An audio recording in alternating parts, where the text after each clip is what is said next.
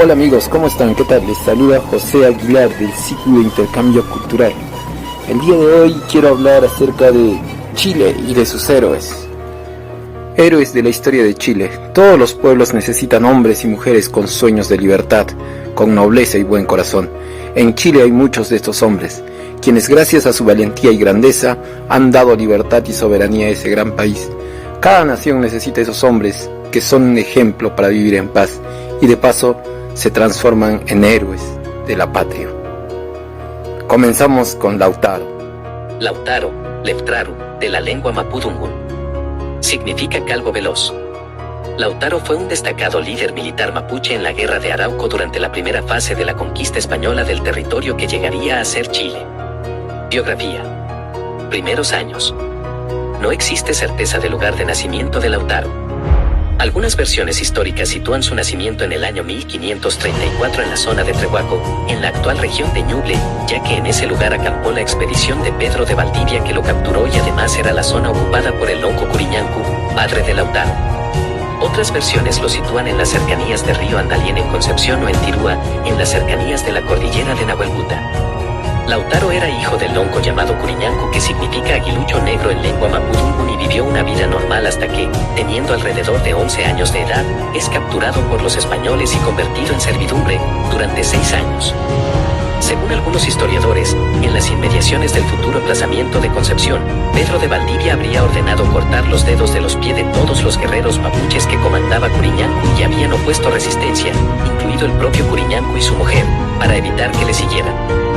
Esta situación provoca un gran odio en el joven Lautaro contra los españoles y particularmente contra Pedro de Valdivia. Se dice que este hecho de mochar los pies a los mapuches por parte de Pedro de Valdivia hace que los soldados españoles identifiquen este valle como el Valle de la Mocha. El nombre en cuestión se ha mantenido en el tiempo. Tras la captura, Lautaro se le hizo Yanacona como indígena auxiliar en las batallas. Permaneció como prisionero de los españoles durante 3 años, en los que llegó a ser paje personal de Valdivia. Como era difícil para los españoles el pronunciar su nombre original Leftraru, se le dio el nombre de Felipe Lautaro. Entre sus tareas habituales estaba el cuidado de los caballos de Valdivia y el acompañarlos siempre a batallas y ejercicios militares. Fue así que aprendió a no temer al caballo y a montar hasta hacerse un buen jinete. Además, observó las disposiciones de batalla de los españoles, aprendiendo de Valdivia sus tácticas militares. Durante este periodo, hizo un cierto grado de amistad con uno de los principales capitanes de Valdivia, Marcos Beas, quien le enseñó el uso de algunas armas y tácticas de caballería. Durante la batalla de Andalién, el 22 de febrero de 1550, y la batalla de Penco 12 de marzo del mismo año, Lautaro fue testigo de los escarmientos a los que Valdivia hizo someter a los mapuches derrotados, mutilando a los prisioneros y liberándolos después, como ejemplo para evitar futuras rebeliones. Esto lo impactó profundamente. Es probable que a raíz de todos estos hechos violentos hacia su pueblo, se engendrara en su interior una terrible decepción y rebelión respecto de Valdivia y los españoles. En 1551, como paje, Lautaro acompañó a Valdivia en la fundación de los fuertes de Cautín, nueva ciudad imperial, y llegó hasta Villarrica guiados por un mapuche renegado llamado Alicán. Valdivia resolvió regresar a la Concepción y luego ir a Santiago en el invierno de 1552. En algún momento entre la estadía en la Concepción, actual Penco, y el trayecto a Santiago, Lautaro se fugó. En su pueblo fue declarado Toqui, o según otros Vice Toqui, aunque finalmente él dirigió a los mapuches a una seguidilla de victorias, siendo sus tácticas de batalla las determinantes en el resultado de estas.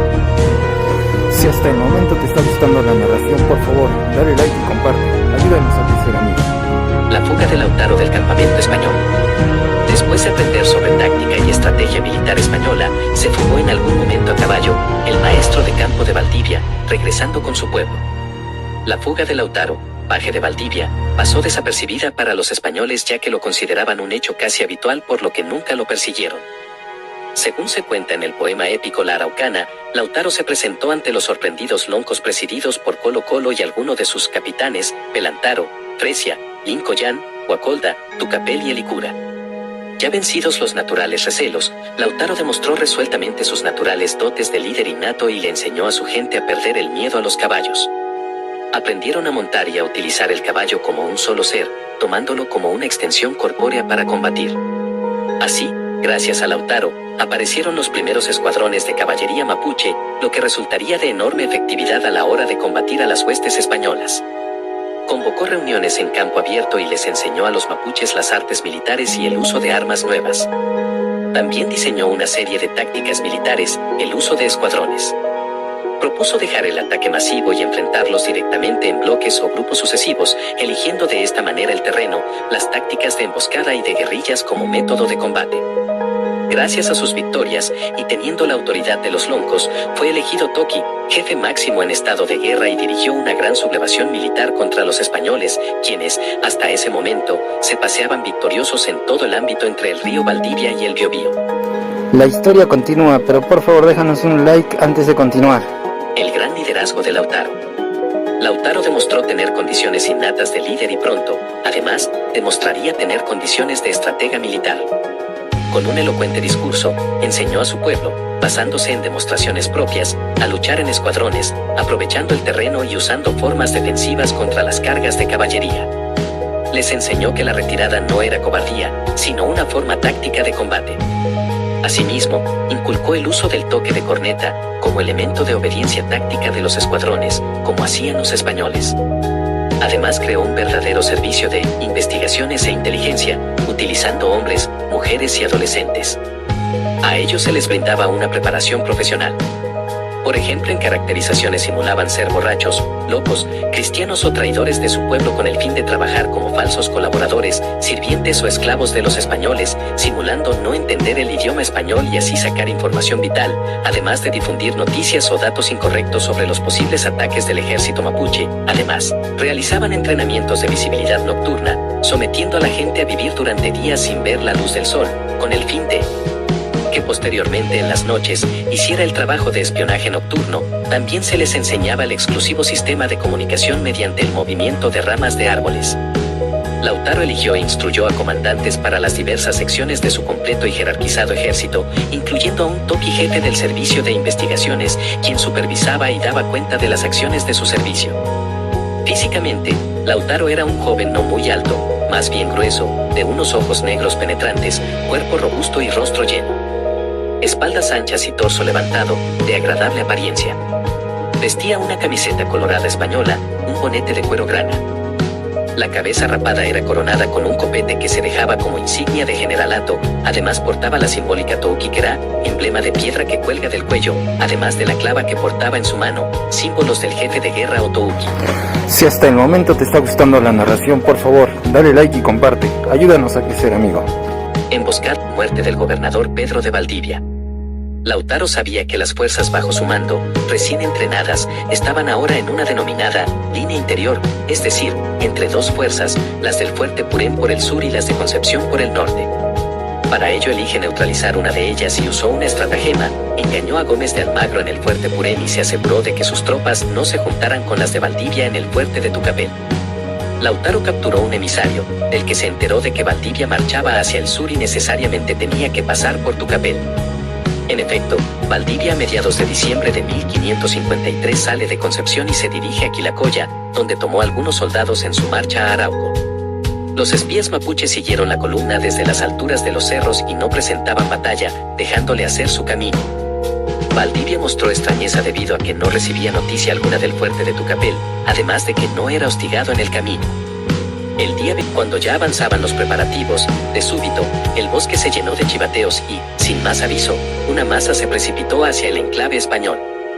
Valdivia, experto militar, apenas pudo armar sus líneas defensivas y aguantar el primer choque, mientras la caballería mapuche, que, volviéndose a los bosques, se retiraron de la loma. Los españoles celebraron la victoria. Pero un nuevo escuadrón indígena se presentó al combate y de nuevo hubo que armar líneas y nuevamente dar carga con la caballería. Los mapuches, además de los lanceros, llevaban hombres cargando mazas, oleadoras y lazos con los que lograban desmontar al jinete y a Céspedes liderado por Lautaro.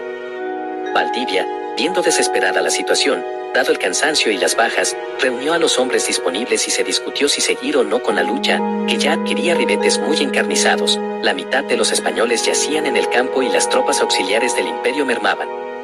Valdivia se dirige a quienes aún le rodean y les pregunta: «Caballeros, ¿qué haremos?». El capitán Altamirano responde, ¿qué quiere vuestra señoría que hagamos sino que peleemos y muramos? Valdivia, al ver lo innecesario de tanta gente, dispuso una retirada ordenada, pero se encontró de frente con Lautaro, que descargaba toda la furia de su caballería contra las agotadas tropas españolas. Pasaba la batalla a la etapa de persecución y los mapuches se dejaron caer uno a uno sobre los españoles aislados. Solo Valdivia y el clérigo Pozo, que montaban muy buenos caballos, lograron tomar camino de huida, pero, al cruzar unas ciénagas, los caballos se empantanaron y los mapuches los capturaron. Después de ser capturado en la batalla de Tucapel, comenzó una larga discusión sobre qué hacer con Valdivia. Unos decían que había que cortarle las piernas, a la usanza española.